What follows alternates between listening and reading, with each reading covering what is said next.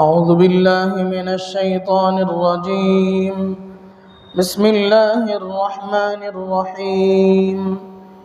قل يا أهل الكتاب لم تكفرون بآيات الله والله شهيد على ما تعملون. قل يا أهل الكتاب لم تصدون عن سبيل الله من آمن تبغونها عوجا وأنتم شهداء وما الله بغافل عما تعملون. يا أيها الذين آمنوا إن تطيعوا فريقا من الذين أوتوا الكتاب يردوكم بعد إيمانكم كافرين. وكيف تكفرون وأنتم تتلى عليكم آيات الله وفيكم رسوله ومن يعتصم بالله فقد هدي إلى صراط مستقيم. يا أيها الذين آمنوا اتقوا الله حق تقاته ولا تموتن إلا وأنتم مسلمون. واعتصموا بحبل الله جميعا ولا تفرقوا واذكروا نعمة الله عليكم إذ كنتم أعداء فألف بين قلوبكم فأصبحتم بنعمته إخوانا وكنتم على شفا حفرة من النار فأنقذكم منها. كذلك يبين الله لكم آياته لعلكم تهتدون. صدق الله العظيم. قل يا أهل الكتاب لم تكفرون بآيات الله والله شهيد على ما تعملون. اے اہل کتاب، اے نبی صلی اللہ علیہ وسلم، آپ کہہ دیجئے اہل کتاب سے، اے اہل کتاب، تم کیوں کفر کرتے ہو اللہ کی آیات کے ساتھ؟ واللہ شہید علی ما تعملون، حالانکہ اللہ کو تمہارے سب کاموں کی اطلاع ہے۔ قل یا اہل الکتاب، آپ فرما دیجئے اے اہل کتاب، لم تصدون عن سبیل اللہ من آمن تبغونها عوجا، تم کیوں روکتے ہو اللہ کے راستے سے اس شخص کو جو ایمان لائے؟ تبغونها عوجا، تم اس میں کجی تلاش کرتے ہو، وانتم شہداء، حالانکہ تم خود گواہ ہو۔ وما اللہ بغافل عما تعملون، اور اللہ ان کاموں سے غافل نہیں جو تم کرتے ہو۔ یا ایھا الذین آمنوا، اے ایمان والو، ان تطیعوا فریقا من الذین اوتوا الکتاب، اگر تم کہنا مانو گے اہل کتاب کی کسی جماعت کا کہنا مانو گے، یردوکم بعد ایمانکم کافرین، تو تمہارے ایمان کے بعد تمہیں واپس کافر بنا دیں گے۔ وَكَيْفَ تَكْفُرُونَ وَأَنْتُمْ تُتْلَى عَلَيْكُمْ آيَاتُ اللَّهِ وَفِيكُمْ رَسُولُهُ، اور تم کفر کیسے اختیار کر سکتے ہو حالانکہ تم پر اللہ کی آیات کی تلاوت کی جاتی ہے اور تمہارے اندر اللہ کا رسول صلی اللہ علیہ وسلم موجود ہے۔ وَمَن يَعْتَصِم بِاللَّهِ فَقَدْ هُدِيَ إِلَى صِرَاطٍ مُسْتَقِيمٍ، اور جو شخص اللہ کو مضبوط پکڑ لے سو اس کو سیدھے راستے کی طرف ہدایت دے دی گئی۔ یا ایھا الذین آمنوا، اے ایمان والو، اتقوا اللہ حق تقاتہ، اللہ سے ڈرو جیسا کہ اس سے ڈرنے کا حق ہے۔ ولا تموتن الا وانتم مسلمون، اور ہرگز مت مرنا مگر اس حالت میں کہ تم مسلمان ہو۔ واعتصموا بحبل اللہ جمیعا ولا تفرقوا، اور تم سب مل کر اللہ کی رسی کو مضبوطی سے پکڑ لو اور آپس میں متفرق نہ ہو جاؤ۔ واذکروا نعمت اللہ علیکم، اور یاد کرو اللہ کی نعمت کو جو تمہارے اوپر ہے۔ اذ کنتم اعداء، جبکہ تم آپس میں ایک دوسرے کے دشمن تھے۔ فألف بین قلوبکم، اللہ نے تمہارے دلوں میں الفت پیدا فرما دی۔ فأصبحتم بنعمتہ اخوانا، لہذا تم اس نعمت کی وجہ سے بھائی بھائی ہو گئے۔ وَكُنْتُمْ عَلَى شَفَا حُفْرَةٍ مِّنَ النَّارِ، اور تم دوزخ کے گڑھے کے کنارے پر تھے، فَأَنْقَذَكُم مِّنْهَا، اللہ نے تم کو اس سے بچا دیا۔ كَذَلِكَ يُبَيِّنُ اللَّهُ لَكُمْ آيَاتِهِ لَعَلَّكُمْ تَهْتَدُونَ، اللہ ایسے ہی بیان فرماتا ہے تمہارے لیے اپنی آیات تاکہ تم ہدایت پر رہو۔ میرے محترم بزرگوں، دوستو، یہ سورہ آل عمران کی چند آیتیں ہیں۔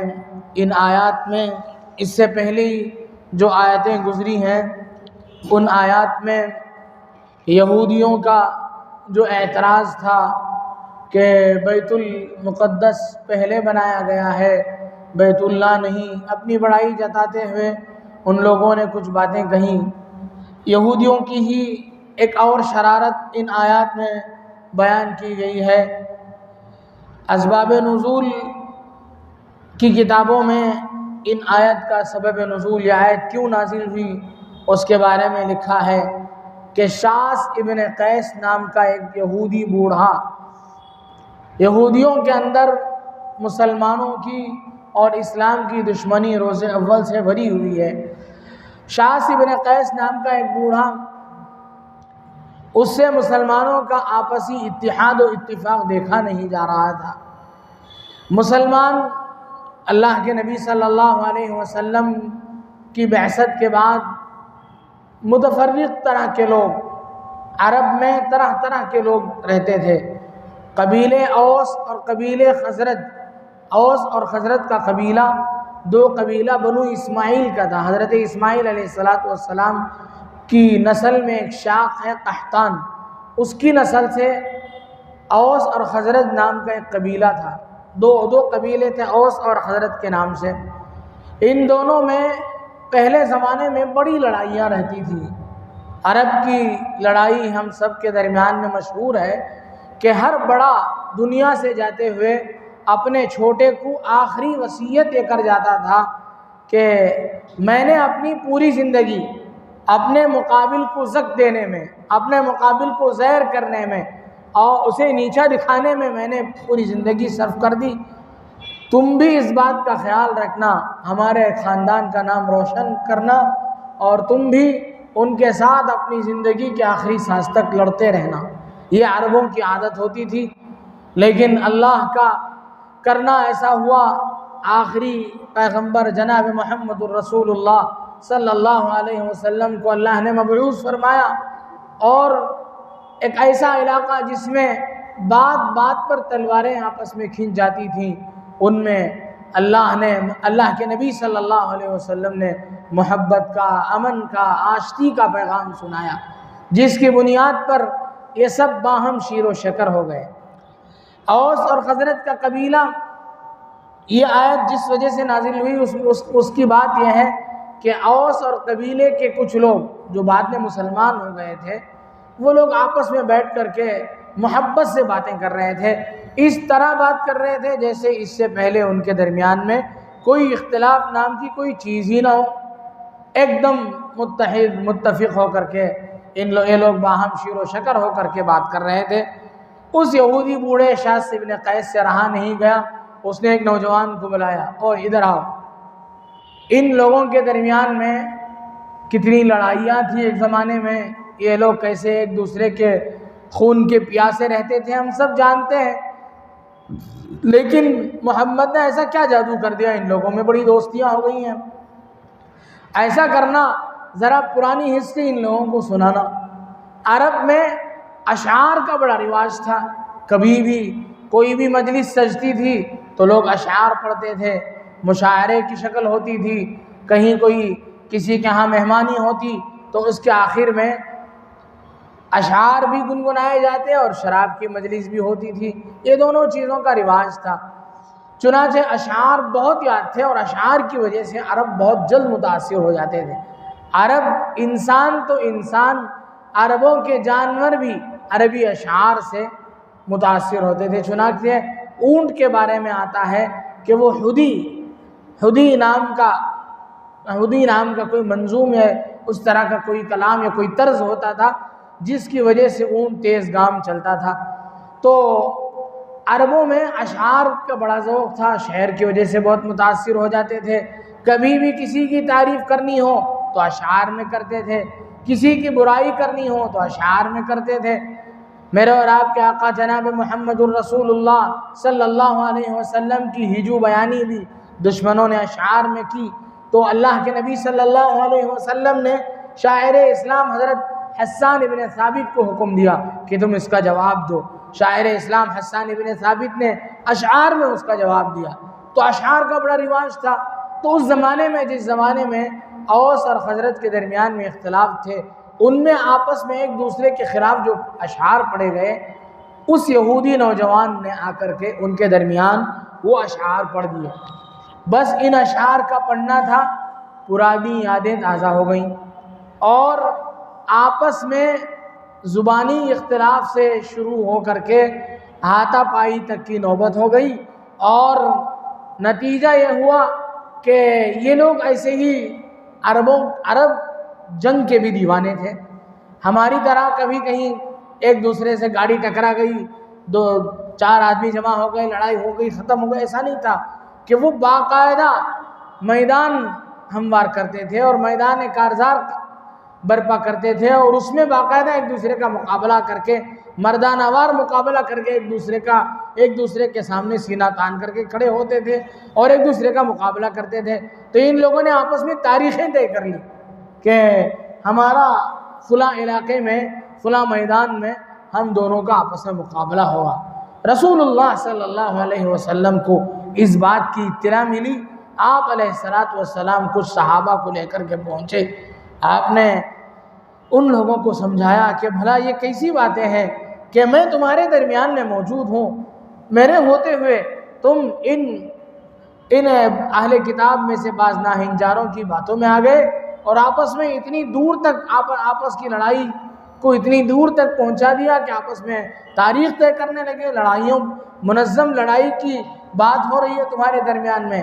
اللہ کے نبی صلی اللہ علیہ وسلم نے ان کو یاد دلایا کہ تمہاری حالت کیا تھی، اذ کنتم اعداء، تم ایک دوسرے کے آپس میں دشمن تھے، فالف بین قلوبکم، اللہ نے دین اسلام کی برکت سے تمہارے درمیان میں محبتیں پیدا فرمائیں۔ اوس اور خزرج کا قبیلہ آپس میں ایک دوسرے کے خون کا پیاسا تھا، ان دونوں کے درمیان مختلف چھوٹی موٹی جھڑپیں تو ہوئی، ایک بہت ہی غضب کی لڑائی ہوئی جس میں بڑے پیمانے پر دونوں قبیلے کے لوگ مارے گئے، اور جس دن وہ لڑائی ہوئی اس کو یوم بعاث کہا جاتا ہے۔ بہت ہی اوس اور خزرج کے قبیلے کے درمیان میں یہ بہت ہی مشہور لڑائی تھی، ان کے قبیلوں کی ایک تاریخی گویا کی لڑائی تھی۔ تو اس لڑائی کے بعد یہ لوگ نرم پڑ گئے تھے، ان لوگوں نے کہا کہ خواہ ہمارے اختلاف کی وجہ سے ایک دوسرے کی جانیں جاتی ہیں، ہمارے بڑے لوگ مارے گئے۔ اس کے بعد اللہ کے نبی صلی اللہ علیہ وسلم کی محنت سے ان کے قلوب متاثر ہوئے، اور یہ آپس میں ایک دوسرے کے خون کے پیاسے کیا ہوتے، ان لوگوں نے اسلام کا اور مسلمانوں کا، مہاجرین کا اتنا ساتھ دیا کہ یہ انصار کہلائے۔ مدینے کے رہنے والے تھے یہ لوگ، مدینے میں مختلف قبائل موجود تھے، یہودیوں کے بھی اور کفار کے بھی۔ تو یہ کفار کے قبیلے تھے اور یہودیوں کے قبیلے بنو قریظہ، بنو نذیر، بنو قینقاع کے نام سے یہودیوں کے قبیلے تھے۔ تو یہ لوگ انصار کہلائے، اور اللہ کے نبی صلی اللہ علیہ وسلم نے وہ تاریخی کام کروایا کہ ہجرت کے بعد آپ علیہ السلام نے ایک مہاجر اور ایک انصار کو آپس میں بھائی بھائی بنا دیا، جس کو اسلام کی اصطلاح میں مواخات کہتے ہیں، بھائی چارگی کہتے ہیں۔ تو اللہ کے نبی صلی اللہ علیہ وسلم کا اور آپ کے صحابہ کا اتنا ساتھ دیا ان لوگوں نے، ایسے پاکیزہ لوگ تھے۔ ان لوگوں کے درمیان میں یہودیوں نے سازش کے تحت ان کے درمیان میں پھوٹ ڈالی اور اس کو اتنا بڑا کیا کہ آپس میں یہ لوگ لڑنے مرنے کے لیے تیار ہو گئے۔ چنانچہ اس وقت یہ آیت نازل ہوئی جس میں کافروں کو اس بات کی تنبیہ کی گئی کہ اللہ کے نبی صلی اللہ علیہ وسلم کی زبانی یہ کہلوایا گیا، اے اہل کتاب، اے کتاب کے ماننے والوں، اے یہودیوں، لم تکفرون بآیات اللہ، اللہ کی جتنی قدرت کی نشانیاں ہیں اور تمہیں آسمانی کتابوں میں جو تعلیمات نبی آخر الزماں علیہ السلام سے متعلق جتنی باتیں بتلائی گئی ہیں وہ سب چیزیں تمہارے سامنے ہیں۔ ان سب کے باوجود ہونا تو یہ چاہیے کہ تم خود مسلمان ہو جاتے، تم تو مسلمان نہیں ہوئے، تم تو اپنے کفر پر ڈٹے ہوئے ہو، حسد کی بنیاد پر، آپسی عناد کی بنیاد پر تم اپنے کفر پر قائم ہو، اپنے مذہب پر قائم ہو، ٹھیک ہے، لیکن مسلمانوں کی سیدھی راہ کو کیوں مارتے ہو؟ مسلمانوں کو خراب کرنے کی، ان کو بگاڑنے کی کیوں کوشش کرتے ہو؟ اللہ کے نبی صلی اللہ علیہ وسلم کی زبانی، آپ علیہ السلام کی زبان سے یہ سوال اللہ تبارک و تعالیٰ نے فرمایا، قل اے نبی آپ کہہ دیجئے، یا اہل الکتاب، اے اہل کتاب، لم تکفرون بآیات اللہ، اللہ کی آیتوں کا تم انکار کیوں کرتے ہو؟ تمہارے سامنے اللہ کی قدرت کی نشانیاں موجود ہیں اور اللہ کا رسول موجود ہے۔ واللہ شہید علی ما تعملون، تم جو کچھ کرتے ہو اللہ تبارک و تعالیٰ اس پر گواہ ہے۔ اللہ گواہ ہے اس بات پر کہ تم جانتے ہوئے غلط کرتے ہو، اللہ گواہ ہے اس بات پر کہ تم جو کچھ کرتے ہو اللہ تعالیٰ تمہاری ساری حرکتوں کو دیکھتا ہے۔ قل اے نبی ان سے کہہ دیجئے، لم تصدون عن سبیل اللہ، اللہ کے راستے سے کیوں روکتے ہو؟ اللہ کا جو راستہ ہے سیدھا راستہ ہے، اتحاد کا، اتفاق کا، صراط مستقیم کا جو راستہ ہے، مسلمان اس پہ چل رہے ہیں، تم ان میں آپس میں پھوٹ ڈال کر ان کو راہ راستے ہٹا کر کیوں روکتے ہو؟ تبغون عن سبیل اللہ، کس کو روکتے ہو؟ من آمن، جو ایمان لا چکا ہے، جو مؤمن بن چکا ہے، اسے کیوں روکتے ہو؟ تبغونہا عوجا، ان کے درمیان میں تم کجی تلاش کرتے ہو، ان کے درمیان میں تم یہ چاہتے ہو کہ وہ ٹیڑھے ہو جائیں، وہ غلط ہو جائیں۔ وَأَنْتُمْ شُهَدَاء، حالانکہ یہ سب حرکتیں کیا ہیں، کیسی ہیں، تم خود اس کے گواہ ہو۔ وَمَا اللَّهُ بِغَافِلٍ عَمَّا تَعْمَلُونَ، یہ نہ سمجھنا کہ اللہ تمہاری حرکتوں سے غافل ہے۔ تم ہو سکتا ہے ایک دوسرے کے خیرخواہ بن جاؤ، بظاہر انسانوں کے درمیان میں ایک دوسرے کے خیرخواہ بن کے دکھاؤ، لیکن اللہ تبارک و تعالیٰ تمہاری حرکتوں سے غافل نہیں ہے۔ یہ دو آیتیں، ان دو آیتوں میں اس شخص کو، شاس ابن قیس جو تھا بوڑھا یہودی، اسے اور اس کو جو یہودی، جس نوجوان یہودی نے پھوٹ ڈالنے کے لیے اشعار پڑھے، اس کے لیے اور یہودیوں کے لیے دو آیتیں ہیں۔ آگے اللہ تبارک و تعالیٰ یہودیوں کی باتوں میں آ کر مسلمان جو متاثر ہو گئے تھے ان سے خطاب کر رہے ہیں، فرما رہے یا ایھا الذین آمنوا، اے ایمان والو، ان تطیعوا فریقا من الذین اوتوا الکتاب، اگر تم ان اہل کتاب کی اطاعت کرو گے، ان کی بات مانو گے، یردوکم بعد ایمانکم کافرین، تم کو تمہارے مسلمان ہونے کے بعد وہ پھر دوبارہ تمہیں کافر بنا دیں گے۔ قرآن کریم میں بے شمار مقامات میں یہ بات موجود ہے کہ لن ترضى عنك اليهود ولا النصارى حتى تتبع ملتهم، کہ یہود و نصارہ تم سے اس وقت تک خوش نہیں ہو سکتے جب تک کہ تم اپنا دین چھوڑ کر، دین حق چھوڑ کر، دین اسلام چھوڑ کر ان کے مذہب کی پیروکار نہ بن جاؤ۔ یہ یردونکم من بعد ایمانکم کفارا، من بعد ایمانکم کافرین، مختلف مقامات میں مختلف طریقے سے اللہ تبارک و تعالیٰ نے سمجھایا کہ وہ لوگ، اگر تم ان کی اطاعت کرو گے یہودیوں کی تو پھر کیا ہو جاؤ گے؟ ایمان لانے کے بعد دوبارہ کفر کی طرف لوٹ جاؤ گے، والعیاذ باللہ۔ اور کیسے لوٹ سکتے ہو؟ وَكَيْفَ تَكْفُرُونَ، کیسے لوٹ سکتے ہو؟ وَأَنْتُمْ تُتْلَى عَلَيْكُمْ آیَاتُ اللَّهِ، حالانکہ اللہ کا نبی تمہارے سامنے اللہ کی آیتیں پڑھ کر کے سناتا ہے۔ وَفِيكُمْ رَسُولُ، اور خود نبی کی ذات تمہارے درمیان میں موجود ہے۔ وَمَنْ يَعْتَصِمْ بِاللَّهِ، جو شخص اللہ کو مضبوط پکڑ لے گا، فَقَدْ هُدِيَ إِلَى صِرَاطٍ مُسْتَقِيمٍ، جو اللہ کی بات کو، اللہ کے احکامات پر پابندی سے جمع رہے گا، اللہ تعالیٰ اسے سیدھا راستہ دکھلائیں گے۔ جو ان لوگوں کی باتوں میں آئے گا وہ واپس لوٹ کر کے کفر میں چلا جائے گا، والعیاذ باللہ۔ آگے مسلمانوں کو کچھ چیزوں کی تعلیم دی گئی، اس میں دو چیزیں ہیں جو مسلمانوں کی ترقی کا راز ہیں۔ انہی دو چیزوں سے ایک مسلمان ترقی کر سکتا ہے۔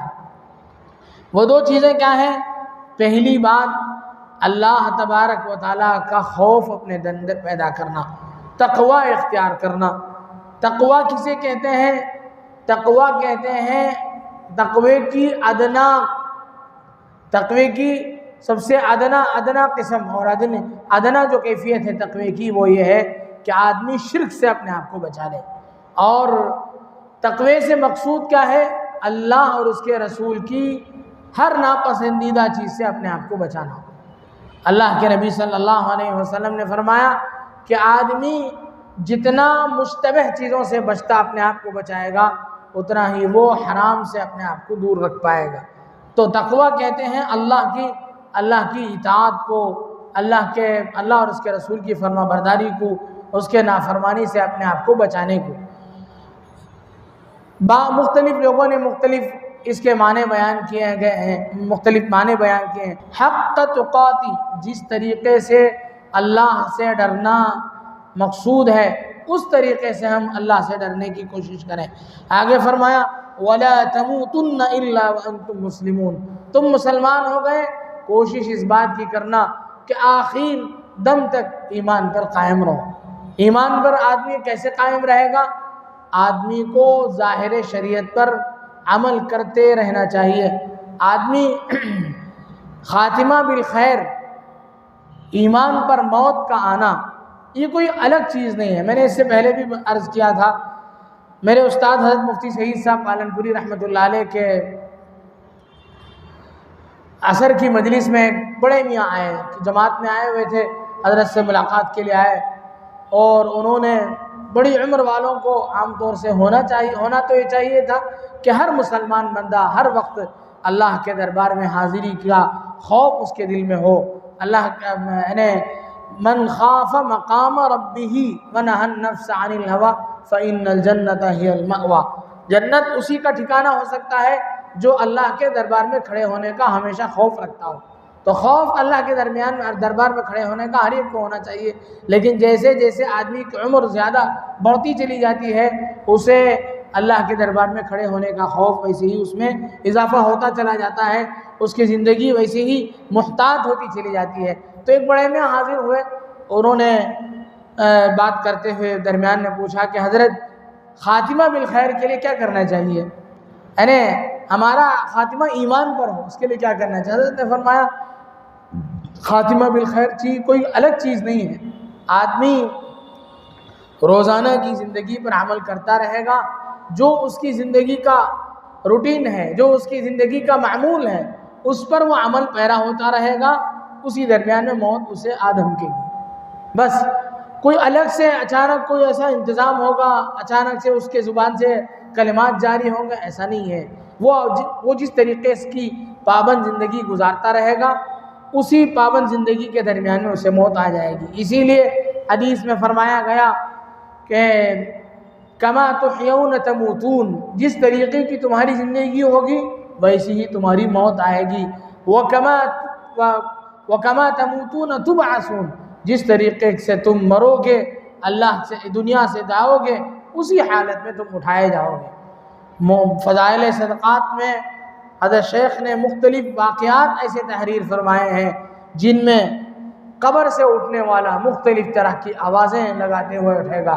جس حال میں آدمی اس دنیا سے جائے گا اسی حال میں قبر سے اٹھایا جائے گا، جو بات کہتے ہوئے اس دنیا سے جائے گا اسی حالت میں اٹھایا جائے گا۔ اس لیے آدمی کو اپنے بیکار کاموں سے بچتے ہوئے ہمیشہ اپنے زبان کو ذکر سے تازہ رکھنا چاہیے، تاکہ اسی درمیان میں اگر موت آ جائے تو ہماری زبان میں ذکر ہو۔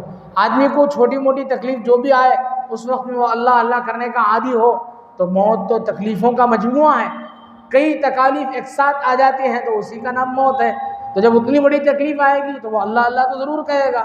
اب لوگ کہتے ہیں موت کے وقت ہم نے ان کی زبان سے اللہ اللہ کہتے ہوئے سنا، ارے یہ اللہ اللہ کہنے کی عادت ان کو ہر گھٹنے کے درد پر بھی تھا، اور ان کو ہر ایک طرح چھوٹا سا کانٹا چبھتا تھا تب بھی ان کی زبان سے اللہ نکلنے کی عادت تھی۔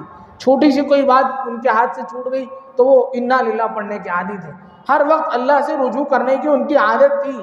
جب یہ بڑی پریشانی آئی تو اس وقت بھی یہی عادتاً ان کی زبان سے یہ چیز نکلی۔ تو یہ اللہ تبارک و تعالیٰ نے فرمایا وَلَا تَمُوتُنَّ إِلَّا وَأَنْتُمْ مُسْلِمُونَ، تم نہ مرنا مگر مسلمان ہونے کی حالت میں۔ اور مسلمان ہونے کی حالت میں مرنے کا مطلب یہ ہے کہ تم استقامت کے ساتھ دین پر قائم رہنا، پھر چل کر کے تمہیں موت بھی اسی حالت میں آئے گی۔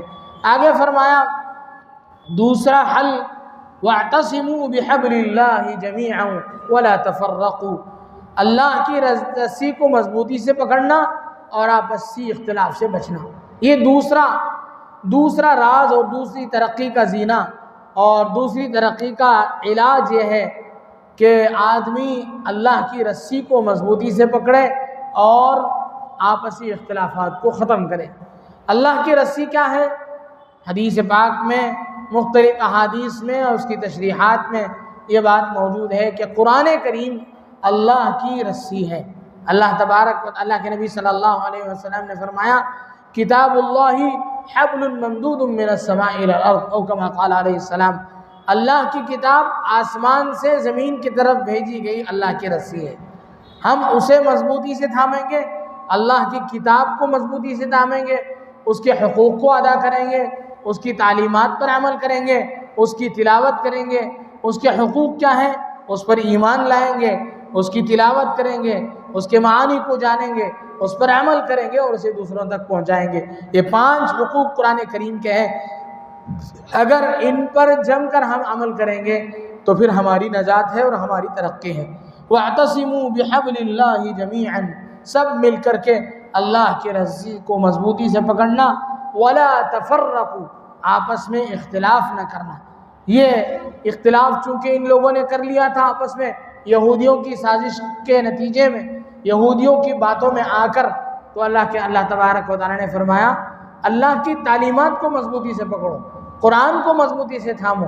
اللہ کے نبی صلی اللہ علیہ وسلم اس دنیا سے تشریف لے گئے تو آپ نے فرمایا ترکت فیکم امرین لن تضلوا ما تمسکتم بہما کتاب اللہ و سنت رسولی، میں تمہیں دنیا سے جا رہا ہوں، میں اب دنیا سے جا رہا ہوں، 2 چیزیں تمہارے لیے چھوڑ کے جا رہا ہوں۔ ترکت فیکم امرین لن تضلوا ما تمسکتم بہما، جب تک تم مضبوطی سے ان کو پکڑے رہو گے تم ہرگز گمراہ نہیں ہو سکتے۔ کون 2 چیزیں ہیں؟ کتاب اللہ، اللہ کی کتاب ہے، و سنت رسول ہی، اور اللہ کے رسول کی سنت ہے۔ بعض روایات میں وعطرتی فرمایا، آپ علیہ السلام نے فرمایا کہ میرے آل و اطہار، میرے گھرانے کے لوگ، ان کو، ان کے اعمال کو، ان کی جو اچھی عادتیں ہیں ان کو اپنانے کی کوشش کرنا اور ان کی حفاظت کرنا۔ تو اللہ تبارک و تعالیٰ نے فرمایا اللہ کی رسی کو مضبوطی سے پکڑو، ولا تفرقوا، آپس میں اختلاف نہ کرو۔ اتحاد کا پوائنٹ کیا ہو سکتا ہے؟ ہم سب متحد ہو جائیں، کیسے ہو سکتا ہے؟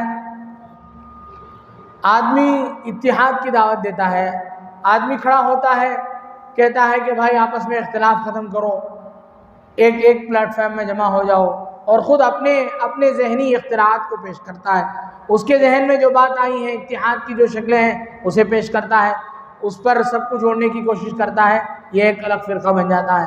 کوئی اور کھڑا ہوتا ہے تیسرا، وہ بھی ایسا ہی کرتا ہے، اس سے اتحاد ہرگز نہیں ہو سکتا ہے۔ اتحاد صرف ایک چیز کا نام ہے، وہ ایمان والا بن جانا۔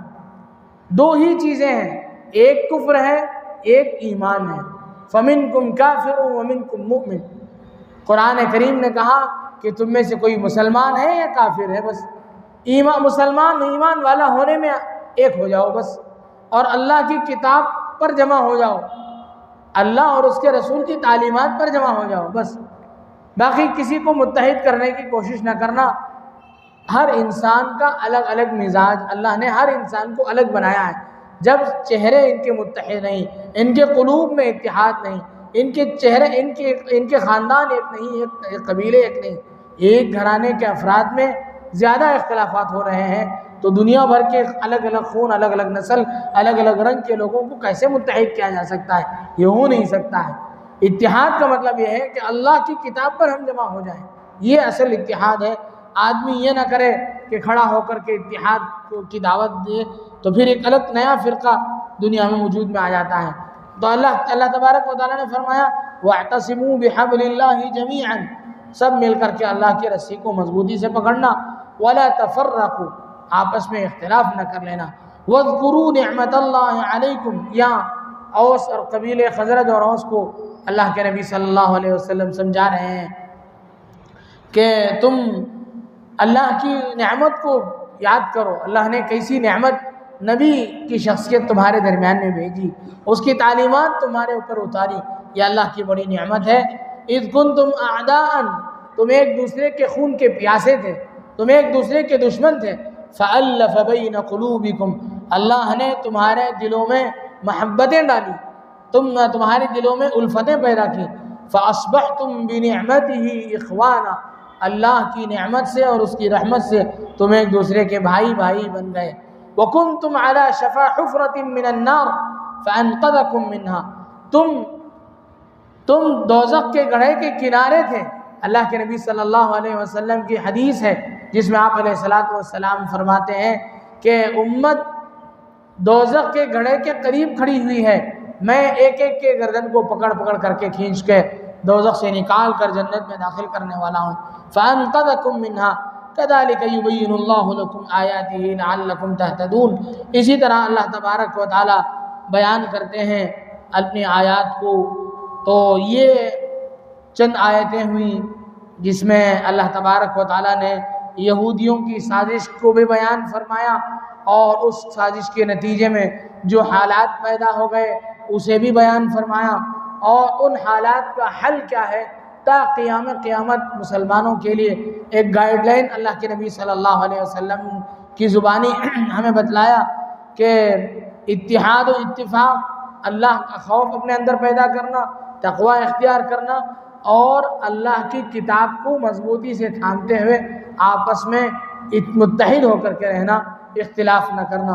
دوسری آیات میں دوسری جگہ پارے والموں میں 10ویں پارے میں سورہ توبہ میں غالباً آیت موجود ہے جس میں اللہ تبارک و تعالیٰ نے بڑے تفصیل سے فرمایا کہ اختلاف کی نحوستیں کیا ہیں۔ اختلاف کی سب سے بڑی نحوست یہ ہے کہ ہمارا خوف دشمنوں کے دل سے ختم ہو جاتا ہے، ہماری ہوا اکھڑ جاتی ہے، ہماری جو پکڑ دشمنوں کے اندر ہوتی ہے وہ ختم ہو جاتی ہے۔ وَلَا تَنَازَعُوا فَتَفْشَلُوا وَتَذْهَبَ رِيحُكُمْ، ہم کمزور پڑ جاتے ہیں، ڈر لگتا ہے، 4 آدمی آتے ہیں، اگر کسی گھر کے 4 بھائی متحد نہ ہوں، باہر سے کوئی آدمی مارنے کے لیے آئے تو ہر بھائی یہ سوچے گا کہ میں اس کا مقابلہ کروں گا تو میرا دوسرے جو بھائی ہیں میرے، وہ میرا ساتھ دیں گے کہ نہیں، اسی ڈر میں اس کا مقابلہ کر نہیں پائے گا۔